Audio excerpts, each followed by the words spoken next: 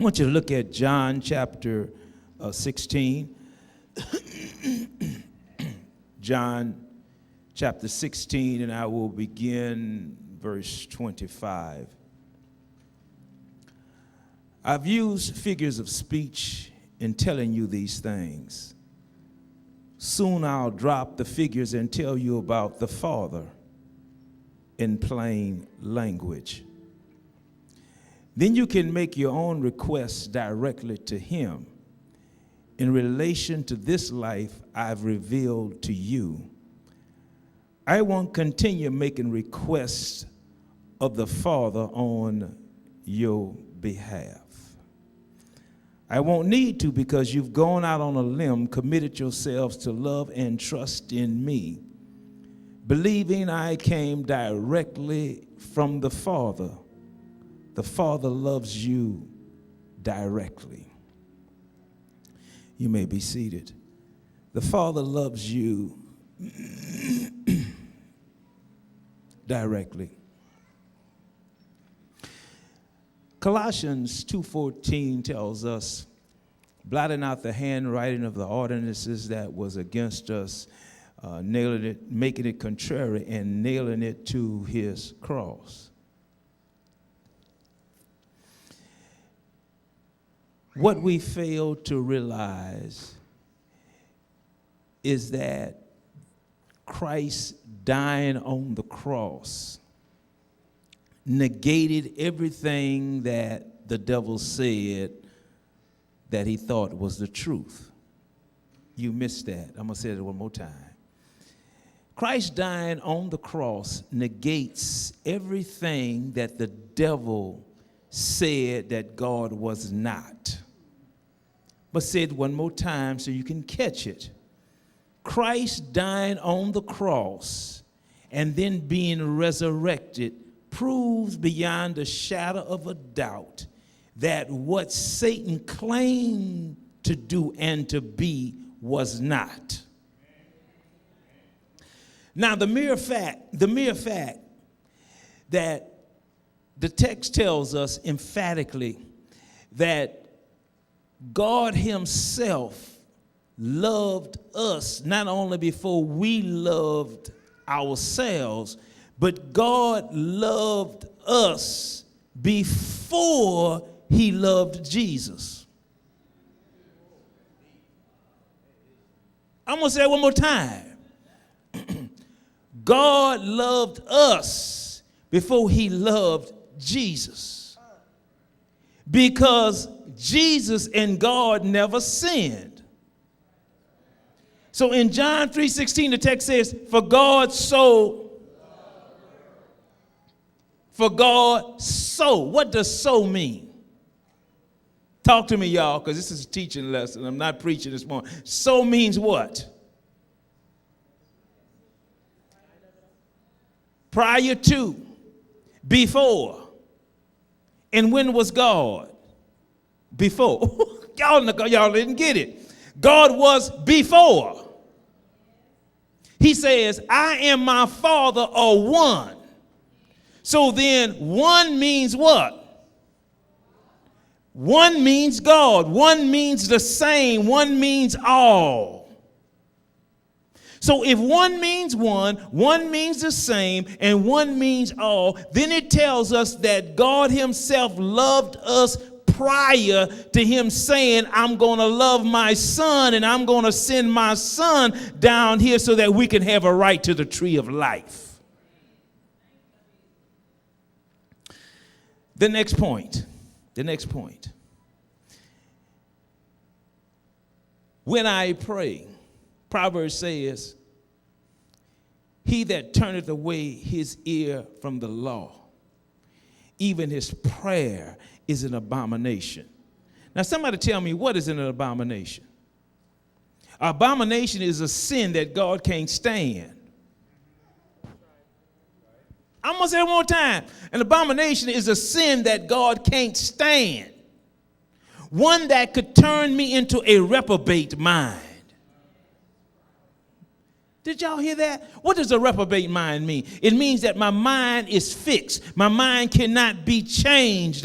I have an attitude that what I am doing wrong is right. You ever run across people like that?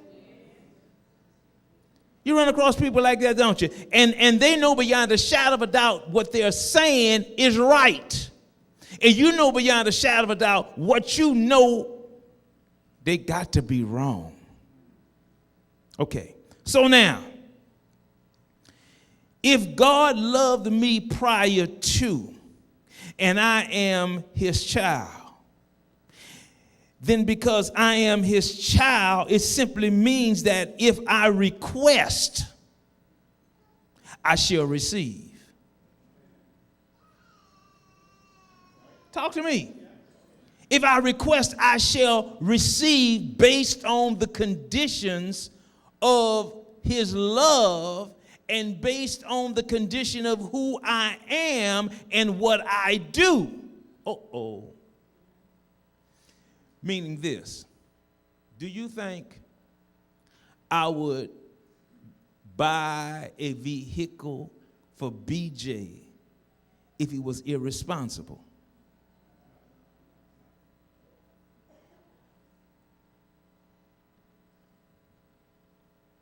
Now, he's responsible. He drives the truck, but whose name is on the title? Why is my name on the title?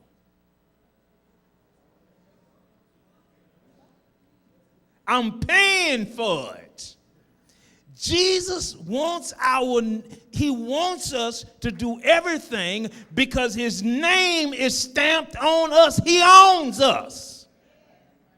And because he owns us, there are some responsibilities that we as Christians have in order to be like him.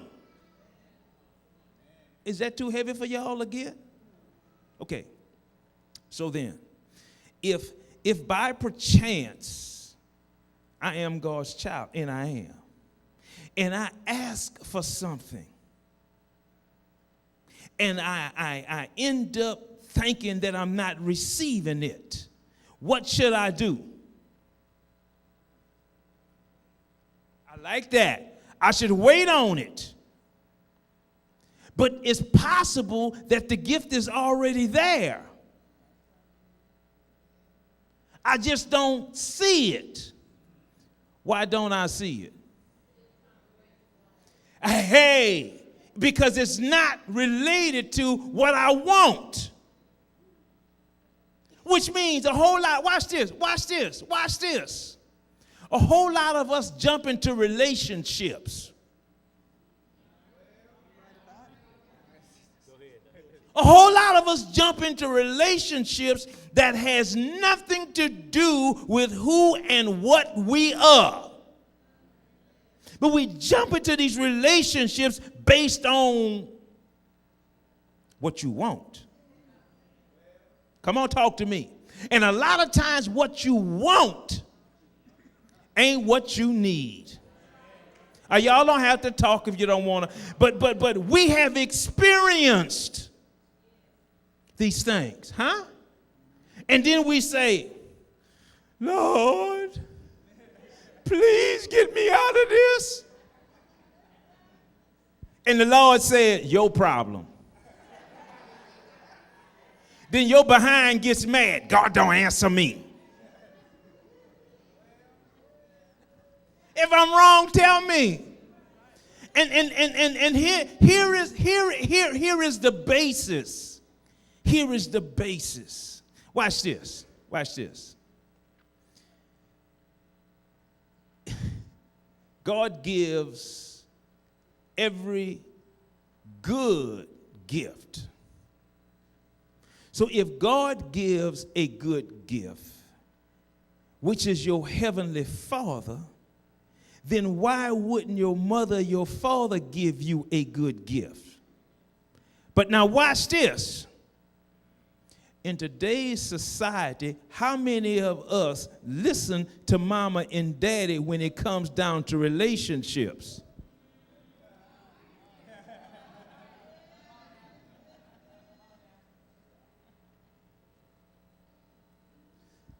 Why should I listen to mother and daddy in order while I'm dealing with a relationship? Say what? Y'all talk to me now. Y'all talk to me. Because what? They've been through it and they can see what you can't see. Are y'all in here? So then young people, you say to yourself, mama don't know what she's talking about. Daddy don't know what she's talking. I'll say the same thing. It's human nature. But here comes the cultivating point. The question is, has mama ever led me wrong? Has daddy ever led me wrong? So then it comes into what we would call a training position. Because everything that God gives you or God gave you was not a happy thing.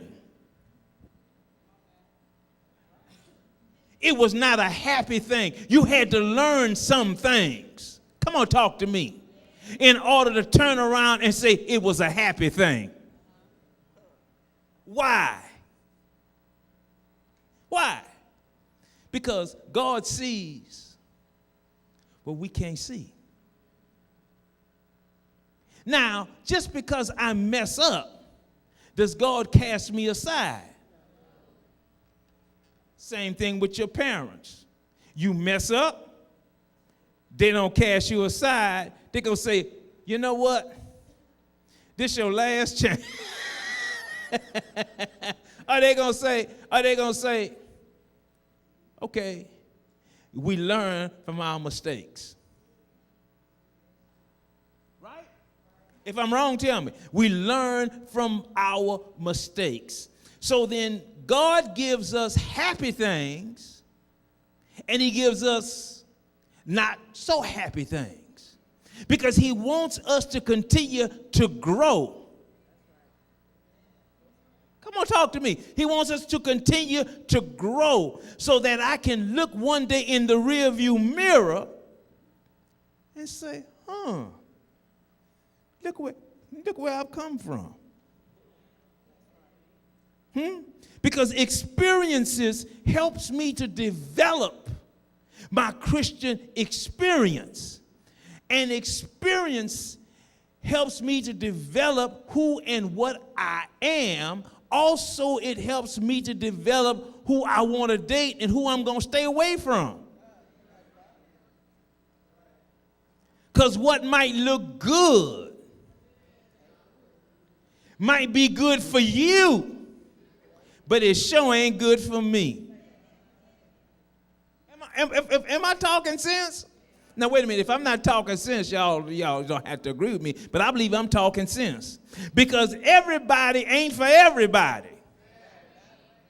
Am I right about it? I don't care how good he looks. I don't care how his chest is.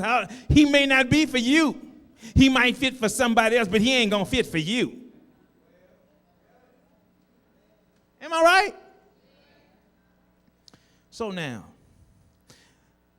God says, I love you. Now, when God says, I love you, then he turns around and says, what kind of love? Wait, come on, talk to me. He said, I love you with a, somebody tell me what everlasting means. Now, do y'all really know the definition of what God says when he means everlasting? Watch this, watch this, watch this. Heaven forbid. Heaven forbid. There you go, Candy. Okay, watch this, watch this. I truly love Adela. Y'all can tell her that when she comes back home, you know. Okay. And I know Adela truly loves me. You know. But if I should die,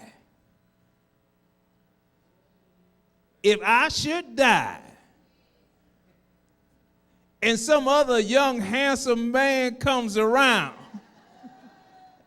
what happened? She ain't forgot.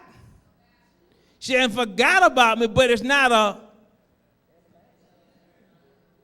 Because in reality, none of us can love each other everlastingly. Now, wait, y'all missed that. None of us can love each other everlasting, no matter how much I love Shivani, how much I love Rebecca, how much I love Sister Rich. It ain't everlasting. You know why it ain't everlasting? Because I don't live everlasting. There's only one person who lives everlasting, because he said, I can go with you even until the... Now, wait a minute. Even until your end, not his end. Y'all, you see, your end ain't his end. I am an omega, the... Are y'all in here?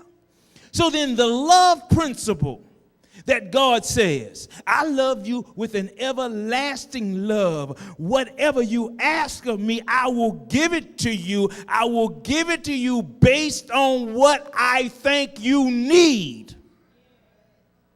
You think I'm lying? Romans puts it this way. Romans puts it this way. We don't know, I'm putting it in our terms. We don't know what to pray for. Now, but the Holy Spirit translates my prayers to Jesus. He didn't really mean he needed Keisha.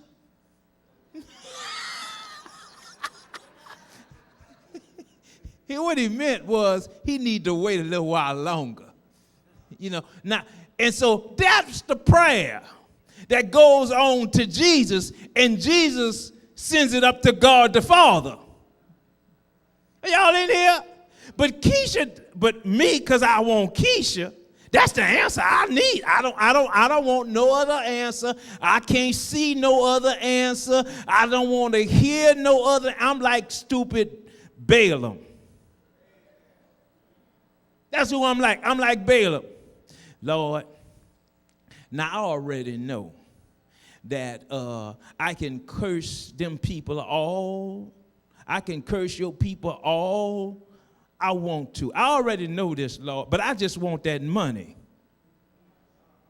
So is it all right if I go ahead on and curse the children of Israel out? I know it ain't going to happen. I just want that money. God says no.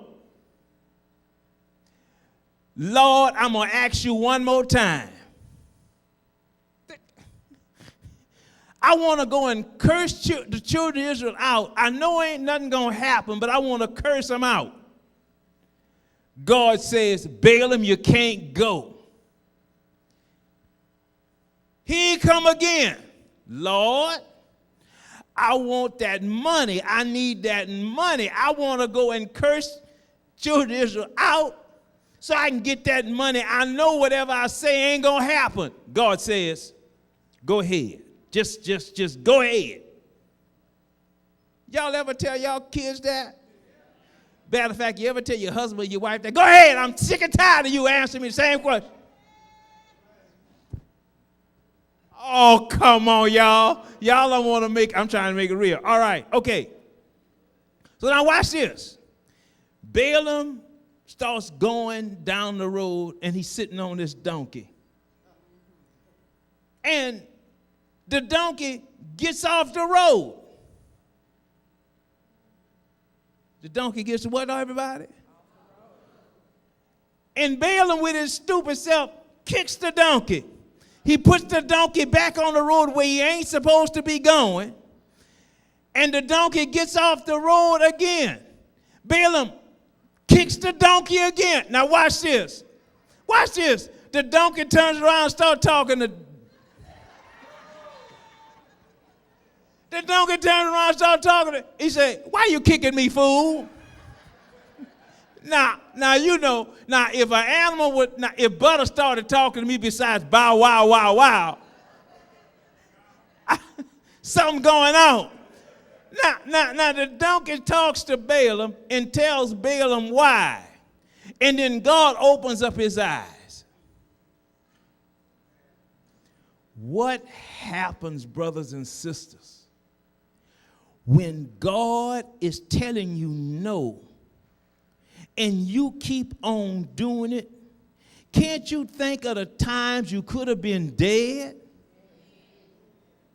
Can't you think of the times you really could have messed up, but God somehow miraculously saved you? Y'all ain't up in here.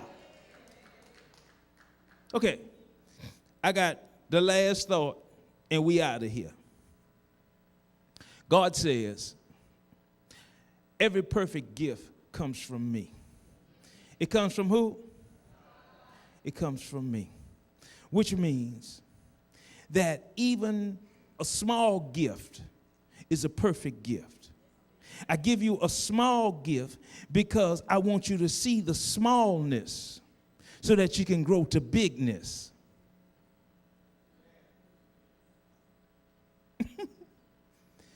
You can't grow to bigness unless you're small. I'm going to say it one more time. You cannot grow to bigness unless you're small. Now, if you never see small, then you're going to always stay on the same level.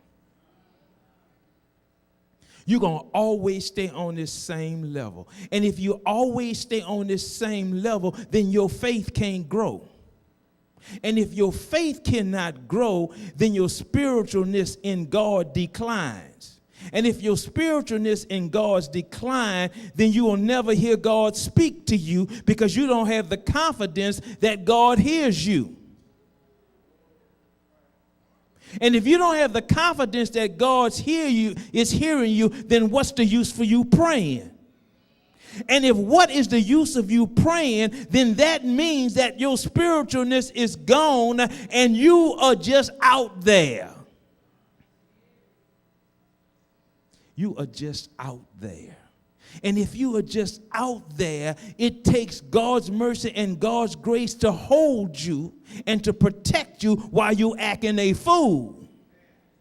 But I don't want to get so far out that I can't ever hear God speak to me. Because if I get so far out and I can't speak to God, I'm so glad I got a praying mother.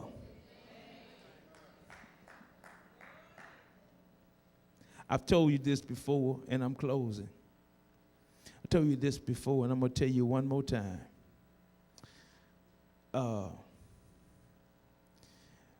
Grandmother died at 92. And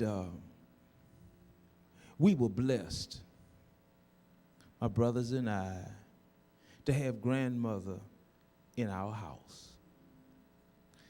Now, we had a little bitty house. You know what a little bitty house is? You know, little bitty house is one bathroom. Y'all ever?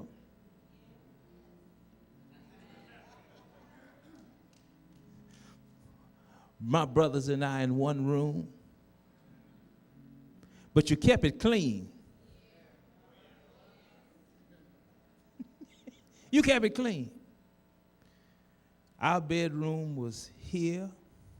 Mother's and daddy's bedroom was there, and grandmother's bedroom was like on the same side. Grandmother had 8 kids. 8. How many? 8. Along with grandchildren. And every night, the first thing we would hear grandmother praying. She would say, Lord, remember my wayward son Albert. Uncle Albert was an alcoholic. That's what Uncle Albert was. Uncle Edward was an alcoholic. Grandmother's husband was an alcoholic. That means I could become an alcoholic. because it's in my genes. You know, it's in my genes. And Uncle Albert didn't go to church. Uncle Edward didn't go to church. Uncle Edward had a trucking business up in New York before he died. Pretty good trucking business. So we have this entrepreneurship in our genes. But anyhow, one family reunion, and we have these big family reunions every 5 years. Grandmother's been dead since 1990. Corrine was 3 years old when grandmother died. This particular family reunion was in New Orleans at the Caffin Avenue Church.